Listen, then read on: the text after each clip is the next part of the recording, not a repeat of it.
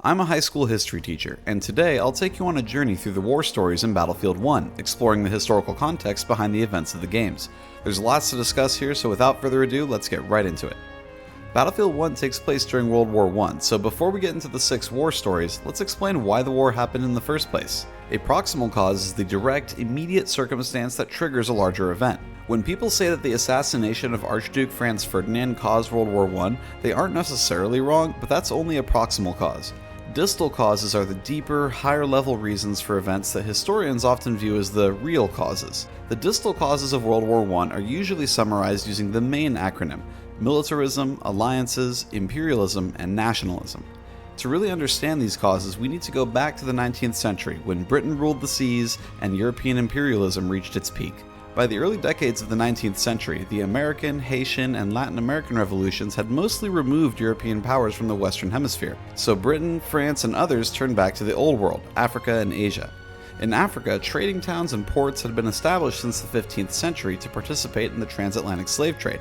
However, European empires didn't expand into the interior of the continent prior to the 19th century for multiple reasons. Firstly, the rivers of Africa are not navigable by ship very far into the continent like they are in North America. Secondly, tropical diseases like malaria prevented most Europeans from living there long term. Thirdly, the kingdoms of Africa were more capable of resisting the Europeans than the Native Americans, whose populations were decimated by European diseases back in the 16th century.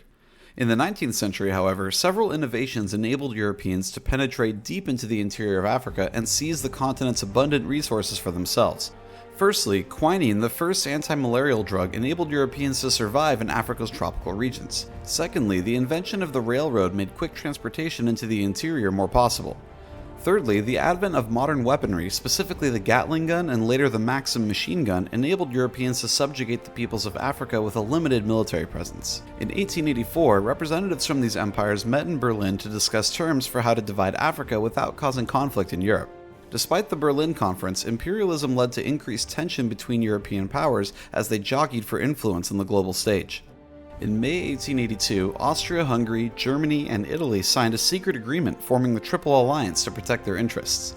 The unification of Germany in particular was viewed as a threat by Britain, France, and Russia, and in 1907, those three nations solidified an alliance called the Triple Entente. The Triple Alliance and the Triple Entente split Europe in two, paving the way for a continent-wide conflict. With the continent divided and tensions increasing throughout the late 19th century, a wave of militarism spread across Europe.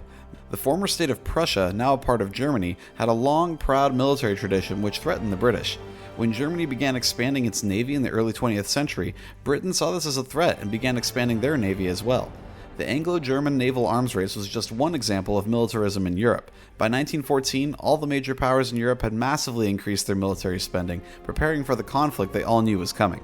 Nationalism can be defined in two ways: as a form of patriotism that comes at the expense of other countries, and as support for the independence of a particular people.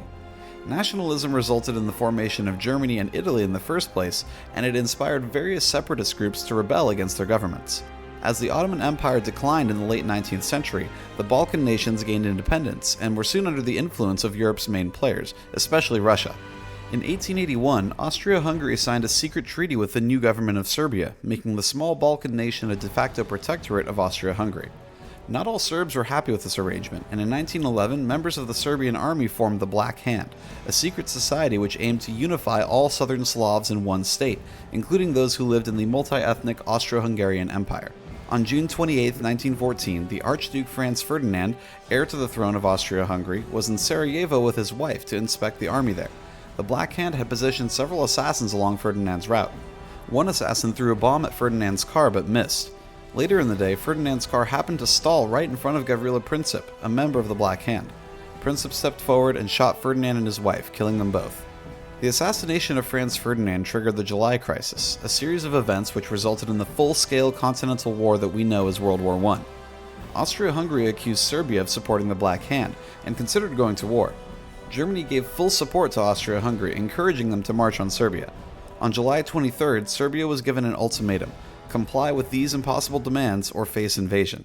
Serbia began mobilizing their military, and Austria-Hungary cut off all diplomatic ties. Russia had been supporting nationalist efforts across the Balkans for years, and in the midst of the crisis, Tsar Nicholas II ordered the partial mobilization of Russia's army. Austria-Hungary declared war on Serbia on July 28th, and the Russians responded with a full-scale mobilization on the 30th. Germany mobilized their military too and prepared for full-scale war with the Triple Entente. The Germans knew that a war against France and Russia simultaneously would be difficult since their armies would be split in half, fighting in the west and in the east on two fronts. So the German brass came up with a plan: attack France hard and fast, knocking them out before turning on Russia to the east. The Schlieffen Plan, as it came to be known, involved surprising the French by marching forces through the dense Ardennes forest in Belgium to get around France's defenses. In early August, Germany invaded neutral Belgium as they declared war on France and Russia. Germany's invasion of a neutral country gave Britain a reason to support France, so Britain declared war on August 4th. Throughout the late 19th century, imperialism and militarism brewed tension in Europe. Nationalism was the impetus for the assassination of Franz Ferdinand, and the intense patriotic loyalty it fostered led millions to cheerfully march to their deaths. The networks of alliances between European nations turned a local conflict in the Balkans into a global conflict with consequences that still reverberate today. Militarism, alliances, imperialism, and nationalism were the main causes of World War I. The assassination of Franz Ferdinand was just the spark that lit the war. Now that we understand the context of the beginning of World War I, let's dive into Battlefield 1's campaign. It's divided into 6 war stories that feature characters of different nationalities in various locations across Europe and the Middle East. I'll proceed chronologically, so let's begin in the spring of 1915 with the runner. First, some context. The Ottoman Empire had initially declared neutrality in the war, but there was no chance they would side with the Triple Entente because of Russia's presence in the alliance. So when Germany declared war on Russia, some members of the Ottoman government and military saw this as an opportunity to get revenge on their rival. In late October 1914, an Ottoman fleet raided Russian settlements along the Black Sea and sank several ships, hoping to instigate a retaliation in order to justify a declaration of war. Now, while the Western Front was stalled out, the Allies wanted to take control of the Dardanelles Strait, then move to seize Istanbul. This would grant the British and French fleets access to the Black Sea, enabling better cooperation with Russia and knocking out the Ottoman Empire in the process. First Lord of the Admiralty Winston Churchill advocated for an amphibious assault at the Gallipoli Peninsula. In April 1915, the Allies' fleet of battleships, destroyers, and cruisers supported landings across the peninsula. In particular, Australian and New Zealander forces played a crucial role in the landings.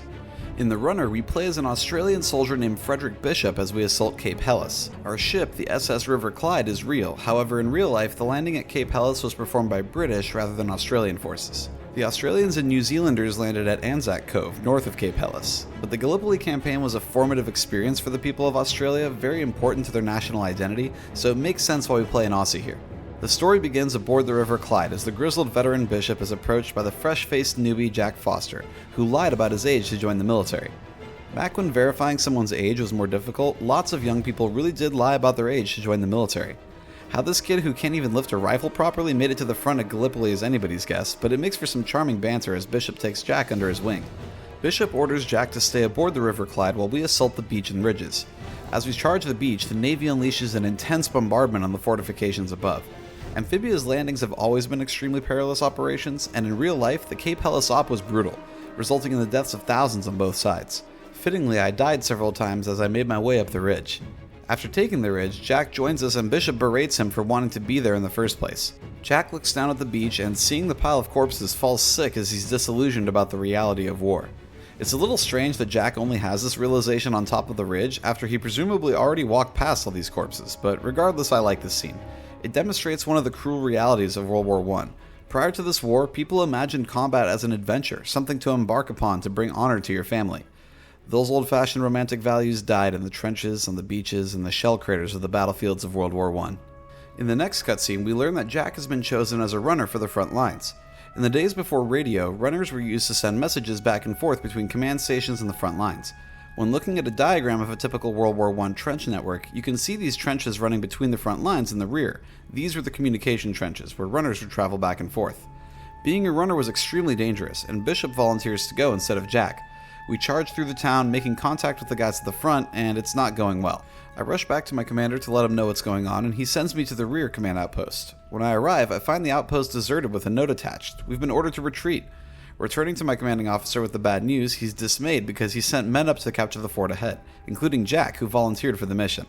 The Navy's about to bombard the coast, including the fort, so Bishop decides to go rescue Jack and the men. I sneak and fight my way up the hill, reuniting with Jack. He wants to evacuate the wounded men, so Bishop offers to capture the Ottoman fort on his own to create a diversion and cover Jack's retreat. Bishop folds Jack's hat up, declaring him a true Aussie, and we make our way up the fort.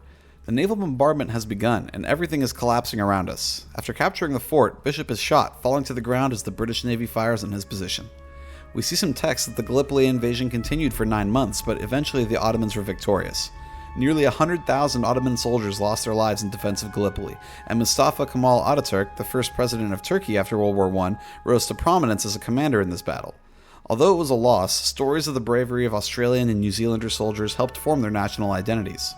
The Runner was an interesting look at a famous battle that isn't often discussed in simplified accounts of World War I. We'll discuss this more later, but the one-man assault, bravery, heroism, and sacrifice for the greater good isn't the right tone when discussing World War I. Most soldiers didn't die heroic deaths fighting as a one-man army, sacrificing themselves to save others. Bishop's death felt a bit too Hollywood. This campaign is definitely not the only offender, but it's worth mentioning now before we move on. Friends in High Places is set in spring 1917 during the Battle of Arras. This event is also known as Bloody April for the heavy casualties faced by the Royal Flying Corps. The Wright brothers' famous first flight took place in 1903, and by World War I they were already being used as weapons of war. At first, planes were used mostly for reconnaissance, but it wasn't long before weapon systems were attached. In this war story, we play as Clyde Blackburn, a smooth-talking American with a faulty moral compass. Prior to the United States' official entrance into World War I, hundreds of Americans volunteered to serve as pilots in the British and French forces. Blackburn is one of these volunteers. Compared to the Germans, flying with the Allies was extremely dangerous. As the game points out, many replacement pilots only had a few hours of training. Our story begins in a tent where Blackburn cheats in a card game against the fictional British noble George Rackham. Blackburn poses as Rackham to steal his plane, introducing himself to the gunner Wilson. After a brief training exercise, we're attacked by some German fighters. We take them down and accidentally fly over a German fort, taking photos of the base and all the munitions stored there. Next, we take part in a massive air assault on the fort. One of my favorite things about Battlefield 1 is that when you complete levels and optional objectives, you unlock codex entries with real-life historical information in them. It's a really cool reward for doing well in the game, and some great incentives for history nerds to be completionists. During our attack on the fort, we run into some German Zeppelins. Airships were a popular form of transportation in the early 20th century, with the first Zeppelins taking flight in the 1890s. Of course, humans being humans, when World War I broke out, Zeppelins were converted for military purposes, used for bombing raids on civilian and military targets. Taking down the airships, we clear the way for our bombers to lay waste to the German fort. After the fort falls, our plane is hit by a bomb and we crash behind enemy lines. The next level is one of my favorites in the whole game. Before I play it, it's time to discuss trench warfare. The defensive trench networks dug by both sides on the Western Front were extensive. There were multiple layers of defense with communication trenches running between them. In the middle was no man's land, so called because no man could survive there. It was a muddy mass of barbed wire, corpses, diseases, rats, and shell craters. The land was so thoroughly pounded by explosives that the mud could swallow soldiers whole, drowning them in the muck. Machine guns were positioned at the front lines, ready to mow down the waves of assaulting enemy soldiers. The trenches were also muddy, rat-infested, and extremely unsanitary. Dogs were employed to keep the rats at bay, but disease was rampant nonetheless. In the rear, artillery guns took aim at no man's land or the enemy trenches. After an opening barrage of artillery shells, attacking forces would climb over the tops of their trenches, moving through no man's land to try to seize the enemy trenches. Hundreds of thousands of people would die in an effort to seize just a couple of miles of territory. The battles of the Somme and Verdun are particularly well known for the sheer scale of the death.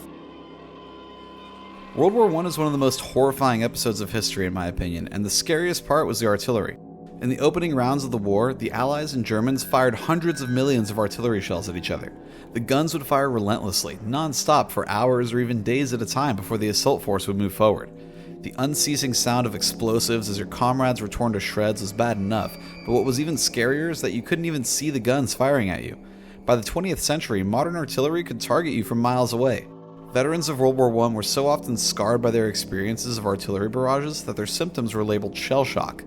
This was later named combat fatigue in World War II, and now we understand it as post-traumatic stress disorder, or PTSD. So many artillery rounds were fired in World War I that to this day, over 100 years later, French and Belgian workers dig up thousands of undetonated explosives every year. The land in the designated red zone that marked the Western Front is still forbidden to the public, and plants still don't grow there because of the high levels of lead, arsenic, and other nasty chemicals. Back in the game, I'm stuck behind enemy lines trying to make my way back to the British front. It's dark and Germans are everywhere, so I carefully sneak past them. As I walk through this village, Blackburn narrates that he needs to get back before the British artillery start up again. Knowing what we know about artillery, that's definitely a good idea. Just outside of the trenches, I catch a couple of Germans talking about soldiers falling ill to some sort of flu. One soldier says that he read about it in a Spanish paper and he thinks that the German government is suppressing the truth about the disease. The other guy calls him conspiracy theorists and says that our government wouldn't lie to us. This is a reference to the Spanish flu of 1918 and 1920, a massive global pandemic right at the end of World War I that ended up killing more people than the entire war. The Spanish flu actually started in Kansas in the United States, but newspapers in warring countries suppressed information about the pandemic, trying to keep morale high. Spain, a neutral country in World War I, was the first to openly talk about the pandemic, and therefore it was blamed on them and given the name Spanish flu. It's really cool that it got a little mention here in this mission, even though the timeline doesn't really make sense. Anyways, I finally reached the trenches and they're as creepy as you'd imagine. The nighttime setting was a perfect choice. The glow of the lanterns punctuates the darkness as I sneak around the unsuspecting Germans. There's no music, just the distant sounds of explosions and gunfire. When I finally reach no man's land, it's eerily quiet. Rats scurry beneath my feet as I walk among the muddy corpses, flames, and piles of debris. Blackburn finds Wilson lying injured near the wreckage of our plane. He considers putting Wilson out of his misery, but then decides to save him, carrying him all the way back to the British lines. As we get closer, I see more and more corpses, some of them halfway buried in the mud. We avoid the spotlights and finally make it back alive. George Rackham, the guy whose plane we stole, finds us and has us arrested. The final level of Friends in High Places begins aboard a British vessel back in London, with Blackburn handcuffed to the railing. A German air raid kills George Rackham, giving us an opportunity to escape among the chaos. In contrast to the dark, horrific tone of the previous level, this mission is loud, bright, and bombastic. In real life, Zeppelin raids over London did occur, although the scale of destruction was nothing compared to the Blitz of London during World War II. Blackburn and Wilson fight off a few waves of German Fokkers and bombers before a couple of massive Zeppelins arrive. What follows is an absurdly intense action movie set piece where we crash into one of the Zeppelins, use its guns to take down another, then dive into the River Thames, somehow surviving the fall. In the final cutscene, Blackburn tells us that his story had different versions, where he killed Wilson instead of saving him and escaped in the chaos of the raid rather than helping. But he wouldn't lie to us, would he? I like the use of Blackburn as an unreliable narrator because it parallels how the reality of the war was distorted by governments, media, and the public for propaganda purposes. In the US, the Sedition Act of 1918 outlawed the use of disloyal, profane, scurrilous, or abusive language about the US war effort. Only after veterans began publishing their memoirs did the truth really come out. The next war story, Nothing Is Written, takes place in spring 1918. We play as Zara Gouffran, the fictional right hand of the famous real-life British officer T.E. Lawrence, better known as Lawrence of Arabia. Let's start with some context. Founded at the turn of the 14th century, the Ottomans rapidly expanded across the Middle East, North Africa, and into Europe. Their crowning accomplishment was the conquest of Constantinople in 1453, renaming the city to Istanbul and officially ending the Byzantine Empire. Geographically, the Ottoman Empire was perfectly situated to benefit as the middleman between Europe and Asia. However, after the discovery of the Americas and the growth of European empires, the Ottoman Empire began declining. By the late 19th century, the Ottoman Empire was known as the sick man of Europe. The loss of wars against Russia, nationalism and independence movements in the Balkans, and attempts at modernization meant that by 1914, the empire was a shadow of its former self. The Ottomans successfully fought off the British invasion of Gallipoli, but lost ground to Russia in the Caucasus region. After the failure at Gallipoli, the British refocused their efforts in Sinai, pressing into the Ottoman-controlled Palestine region. The British government was in contact with Sharif Hussein of Mecca, and they promised him an independent Arab state if he would lead a revolt against the Ottoman Empire. In 1916, the revolt began but stalled out, so the British sent Lawrence of Arabia to assist with intelligence. Lawrence coordinated guerrilla warfare attacks on bridges and railways, hampering the Ottomans' ability to put down the revolt. In this mission, we'll be carrying out some of those guerrilla raids. Zara is a member of the nomadic Bedouin tribes, native to the Arabian Peninsula and the surrounding area. She's been recruited to help fight the Ottomans, and in the first level, she finds a derailed train guarded by some Ottoman troops. I sneak around, taking out each of the guards one by one. Aboard the train, I find a codebook, used for secret communication. Before I can escape, Ottoman reinforcements arrive, led by a general. Fortunately, Lawrence of Arabia arrives just in time to save me, and we capture the general together. We learn that the Ottomans are planning on deploying an armored train to the area to destroy our homes and families. This reminded me of the Armenian genocide, committed by the Ottoman Empire starting in 1915. The Christian Armenians who had lived in the region for over 1,000 years were viewed as an internal enemy by the government. When the Ottomans began losing battles in the Caucasus to the Russians, the Armenians were blamed. Over 1 million men, women, and children were systematically deported or forced to walk on death marches into the Syrian desert. Property was confiscated and people were mercilessly executed. By 1917, the total death toll in the Armenian genocide was around 1.5 million. This horrific event inspired a certain mustached leader of Germany a couple of decades later, who famously remarked in a 1939 speech, "Who, after all, speaks today of the annihilation of the Armenians?" Back to the game, we can use the codebook we found to communicate with the armored train. The communication protocol is to send messages in triplicate, so if we want to stop the train, we need to send 3 messages telling it to stop. The Ottomans have 3 communication outposts nearby, one in a village, one in a desert outpost, and one in some abandoned ruins. I start with the abandoned ruins, reaching the commander's message station and sending a carrier pigeon to the train. I do the same in the village, and finally at the desert outpost. At the last one, the Ottoman general we captured sneaks up and punches Zara, revealing that he has informed the train of our plans. In the distance, we can see the train attacking Lawrence's camp. Thankfully, Lawrence and his men escaped before the train arrived, so now we have to improvise. We know that the train needs to stop to draw water for its steam engine, so Zara goes to the village where the train's going to stop. After taking out the village guards and armored vehicles, Zara sets explosives on the railroad tracks. When the train arrives, Zara detonates the explosives, trapping the train. Reinforcements arrive and we use field guns and explosives to blow it up. Lawrence congratulates us on a job well done and asks us to join him on a mission to the Suez Canal. In real life, the Ottoman assault in the Suez Canal took place 2 years prior in 1915, but it's a cool reference nonetheless. The closing cutscene of this war story tells us that the Ottoman Empire was driven out of Arabia during the war, but the empires of Britain and France reneged on their promise of Arab independence. In 1916, as the Arab Revolt was underway, British and French ambassadors met in secret, signing the Sykes-Picot Agreement, which divided the Ottoman territory into British and French spheres of influence. The modern-day Israel-Palestine issue has its roots in the defeat of the Ottoman Empire at the end of World War I, but that's a topic beyond the scope of this video. The next war story, Avanti Savoia, takes place in fall 1918. We play as an Italian soldier fighting against the Austro-Hungarians. Now, if you were paying attention earlier, you may have noticed that the Italians were part of the Triple Alliance along with Germany and Austria-Hungary. So what happened? The Triple Alliance was primarily meant to be a defensive alliance. If the member nations were attacked, they would come to each other's defense. But the aggressive actions of Austria-Hungary and Germany put Italy in an awkward spot. When Austria-Hungary was considering their ultimatum to Serbia, they consulted Germany but not Italy. So when war broke out in 1914, Italy declared neutrality. The Allies then began courting Italy, promising to give them land in the Balkans from the Austro-Hungarians, the Middle East and North Africa from the Ottoman Empire, and expanding their colonial territories in Africa. So in 1915, Italy signed the Treaty of London, joining Britain, France, and Russia in their war against the Central Powers. The Italian front with Austria-Hungary stretched across the Alps, making for some extremely difficult combat conditions. The mud and rain made crossing the terrain difficult enough, but when you think about rock slides and the overall difficulties of trench war on mountainous land, it makes sense why this front also became a stalemate for much of the war. In October 1918, the Italians won a decisive battle against the Austro-Hungarians at Vittorio Veneto. Although the Austro-Hungarian Empire had already been deteriorating, the battle at Vittorio Veneto sped up the process, leading to the official dissolution of Austria-Hungary. In the end, the Italians gained some land around Trieste and the Adriatic Sea, but their gains were nothing compared to what they were promised by the Allies. Pro-war Italians in government claimed that they were robbed of their spoils of victory, creating a bitter division between Italy and the Allies that would only get worse in the years before World War II. Avanti Savoia begins with a description of the stalemate on the Italian front. We'll be playing as Luca Cocciola, a member of the Arditi, the daring ones. The Arditi were a highly skilled, well-equipped shock force, trained to break through enemy lines. We see a man sitting at his desk late at night, looking at some old photos from the war. His daughter comes up to speak with him and he tells her the story of his twin brother, Matteo.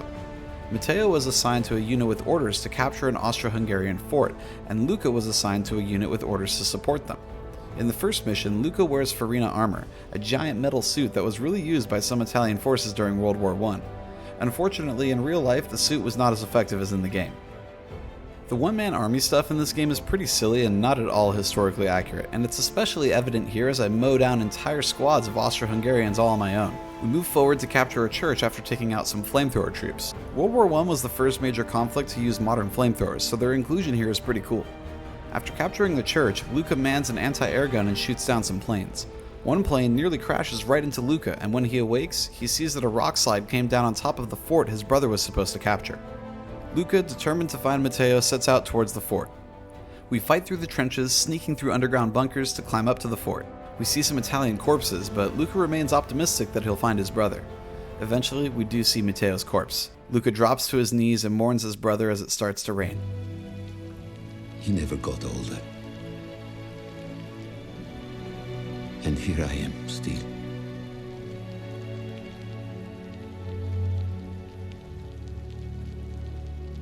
Who decides such things? The last cutscene describes how the veterans of World War I became known as the Lost Generation.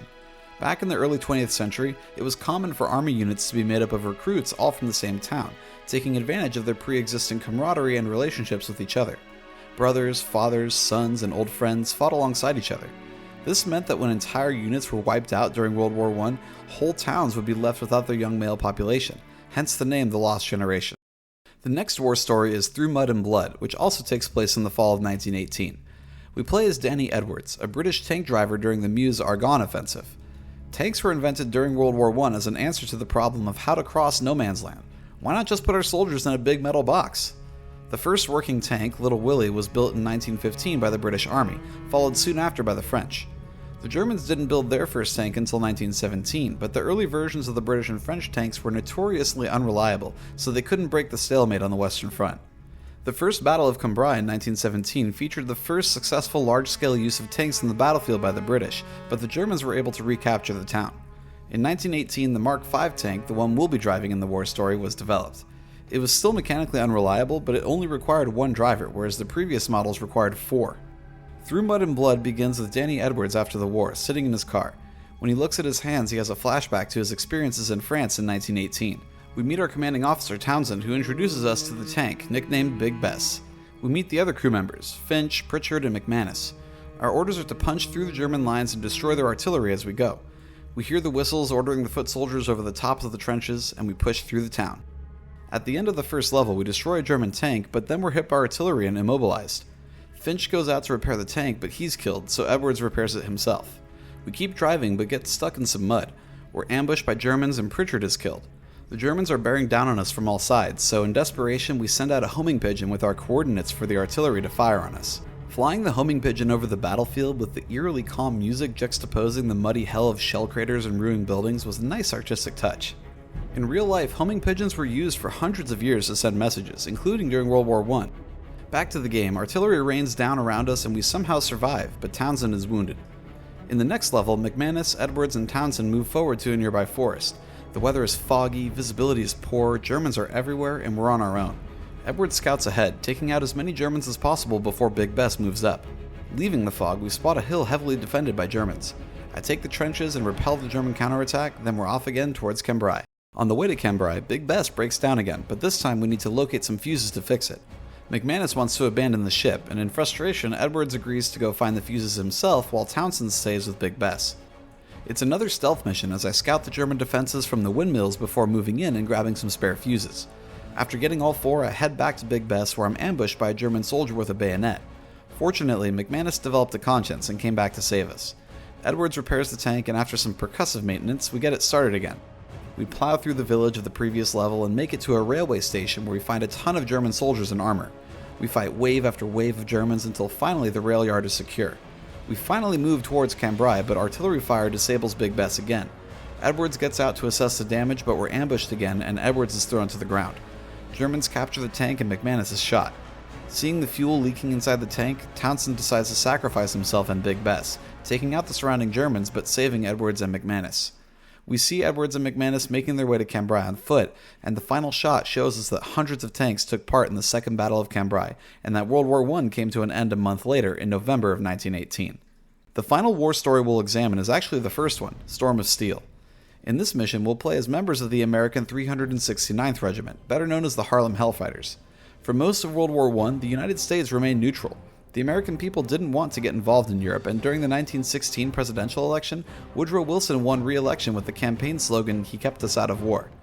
Neutrality didn't mean that the US wasn't involved, though. Throughout the war, the US sold weapons, food, and other supplies to Britain, France, Russia, and Italy. In 1915, the RMS Lusitania, a British civilian passenger ship with Americans on board, was sunk by a German U-boat. Over 120 Americans were killed, causing outrage across the US. In defense of the Germans, the Lusitania was carrying ammunition en route to Britain, but still the event pushed Americans closer to the Allies. After more attacks on passenger vessels caused international outrage, Germany promised in late 1915 to only sink military vessels. However, in January 1917, the German government announced that it would resume unrestricted submarine warfare. In that same month, the German Foreign Secretary Arthur Zimmermann sent a coded message to the German minister in Mexico, which was intercepted by the British. The message proposed an alliance with Mexico against the United States. The Germans would help Mexico get back some of the lands they lost to the US in the Mexican-American War if Mexico would join the war on the side of the Central Powers. When this message was shown to the Americans, it, along with the Germans' announcement of unrestricted submarine warfare, was the final straw that pushed the US to join the war. On April 6, 1917, the US officially entered World War I on the side of the Allies. The American Expeditionary Force under the command of General John Pershing didn't arrive in Europe in large numbers until 1918.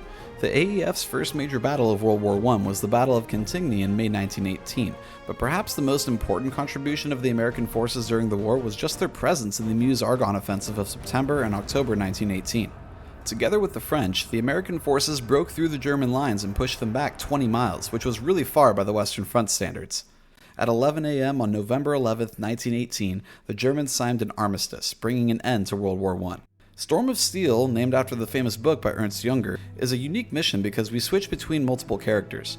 Every time I die, the character's name, date of birth, and date of death are shown. This little human touch shows a glimpse of the brutality of combat. So many people with families and stories obliterated by the war. In the ending cutscene, we see an American and a German soldier stand off against each other before deciding to put down their weapons. Despite the horrific brutality of the war, there were moments of humanity. Back in 1914 on Christmas Eve, a series of unofficial truces were agreed to between the British and the Germans. Soldiers from either side met in no man's land on Christmas Day, greeted each other, exchanged gifts, and even played some football together. But don't get it wrong. The truth of World War I is that it was neither beautiful nor inspiring. As much fun as Battlefield 1's war stories were, they all fell victim to the same problem. They glorified the war. The protagonists of the war stories were too often a one-man army that heroically saved the day. The Call of Duty games and many other pieces of war media are often guilty of the same crime. I understand why they do it. A truly accurate depiction of war wouldn't be fun to play or watch. But in this examination of Battlefield 1, I would be remiss if I didn't mention it. In the famous book The Things They Carried, author and Vietnam War veteran Tim O'Brien famously wrote, "A true war story is never moral. It does not instruct, nor encourage virtue, nor suggest models of proper human behavior, nor restrain men from doing the things men have always done. If a story seems moral, do not believe it. If at the end of a war story you feel uplifted, or if you feel that some small bit of rectitude has been salvaged from the larger waste, then you have been made the victim of a very old and terrible lie. There is no rectitude whatsoever. There is no virtue. As a first rule of thumb, therefore, you can tell a true war story by its absolute and uncompromising allegiance to obscenity and evil." Somewhere between 15 and 22 million people were killed during World War I. The collapse of the Russian, Austro-Hungarian, and Ottoman empires led to border disputes and a global conflict of ideology as the Soviet Union rose to power. For Germany and Italy, the end of World War I was a humiliation, and for Japan, it provided opportunities for them to expand their empire.